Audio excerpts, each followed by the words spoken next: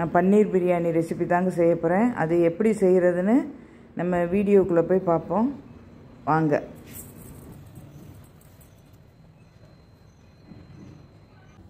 இப்போ நான் பன்னீர் பிரியாணிக்கு ஒரு 150 மில்லி எண்ணெய் ஊற்றிக்கிட்டேன். எண்ணெய் சூடாகட்டும். அதில் பட்டை, கிராம்பு, ஏலக்காய், பிரிஞ்சி இலை எல்லாம் போட்டோம். அடுத்து ஒரு 150 பெரிய வெங்காயம். நான் வந்து 1/2 கிலோ செய்யலை, அதுக்கும் கம்மியாக தான் செய்கிறேன். அதனால் 150 பெரிய வெங்காயம். இது நல்லா செவந்து வரும். வெங்காயம் ஓரளவு செவந்துருச்சு. அது கூடவே நம்ம புதினாவை போட்டுக்கணும்.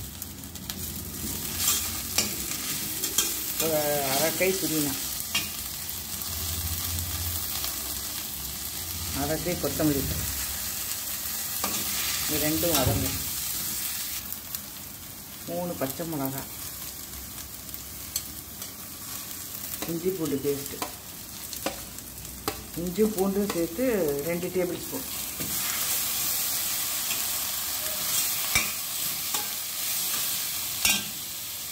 இஞ்சி பூண்டு பேஸ்ட்டு வதங்கட்டும். அது கூடவே தக்காளி பழம்,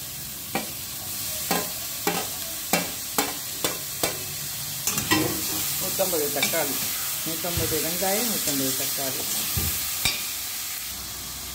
மல்லித்தூள் 1 டீஸ்பூன், மிளகாத்தூள் ஒரு 1/2 டீஸ்பூன், கரம் மசாலா 1/4 டீஸ்பூன். எல்லாத்தையும் போட்டு நல்லா தக்காளியோட மிக்ஸ் பண்ணிக்கணும். 2 டேபிள் ஸ்பூன் தயிர்.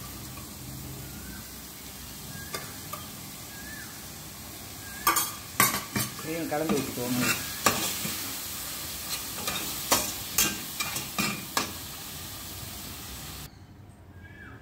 நம்ம இந்த பிரியாணி தேவையான உப்பு போட்டுக்கிடுவோம்.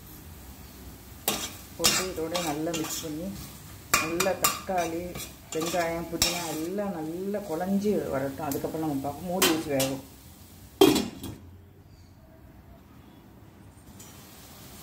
தக்காளி, வெங்காயம் எல்லாம் நல்லா வதங்கிடுச்சு. இந்த ஸ்டேஜில் நம்ம இப்போ பன்னீரை போட்டுக்கலாம். இது வந்து 200 கிராம் பன்னீர்.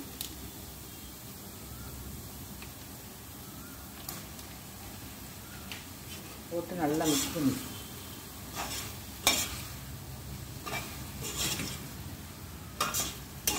மசாலாவோட மிக்ஸ் பண்ணி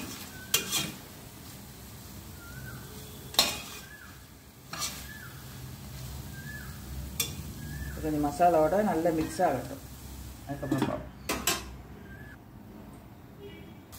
இப்போ பன்னீர் நல்லா மசாலாவோட மிக்ஸ் ஆகிடுச்சு. இதுக்கப்புறம் ஊற வச்ச அரிசியை நம்ம போடுவோம்.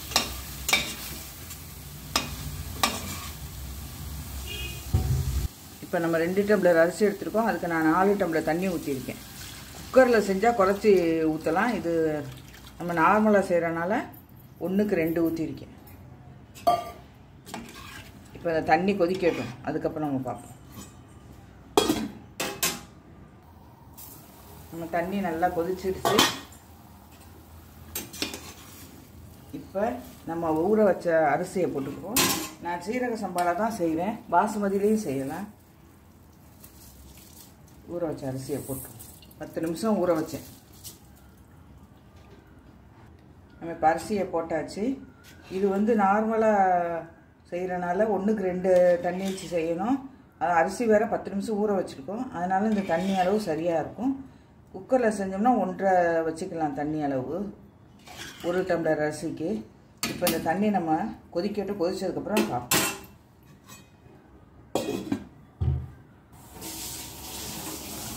இப்போ நம்ம அரிசியும் தண்ணியும் நல்லா கொதிச்சிருச்சு. இந்த நேரத்தில் நம்ம உப்பு, காரம், புளிப்பு பார்த்துட்டு அடுப்பை சிம்மில் வச்சுருவோம். இப்போ நம்ம அடுப்பில் சிம்மில் வச்சு மூடி வேக விட்டுருவோம். நம்மளோட பன்னீர் பிரியாணி ரெடி ஆயிடுச்சு.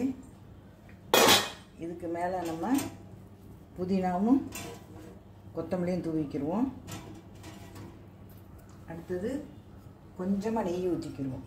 தேவைப்படுறவங்க ஊற்றுங்க, தேவையில்லாத விட்டுருங்க. சும்மா லைட்டாக நல்லா கொஞ்சம் ஸ்மெல் நல்லா இருக்கும். இப்போ மாதிரி கீழேருந்து தான் இப்படி பிரியாணி எடுக்கணும். பாருங்கள், நம்ம பிரியாணி நல்லா வெந்துருச்சு. நல்லா மசாலா அளவாக போட்டு நல்லா மணமாக இருக்குது. நல்லா டேஸ்ட்டாகவும் இருக்குங்க இந்த பிரியாணி. பாருங்கள் எப்படி வந்துருக்குங்க. ரொம்ப மசாலா இல்லாமல் அளவாக போட்டிருக்கேன். பார்க்க எப்படி இருக்குது, சூப்பராக இருக்குல்ல. சாப்பிட்டு பார்த்தா இன்னும் அதோட இதுக்கு வந்து நம்ம வெறும் ரைத்தாவே போதும். ஆனியன் ரைத்தா வச்சு சாப்பிடலாம், வேறு எதுவும் தேவையில்லை. டேஸ்டான பிரியாணி தயார். என்னோட பன்னீர் பிரியாணி ரெசிபி பிடிச்சிருந்துச்சுன்னா மற்றவங்களுக்கு ஷேர் பண்ணுங்கள். தேங்க்யூ ஃபார் வாட்சிங்.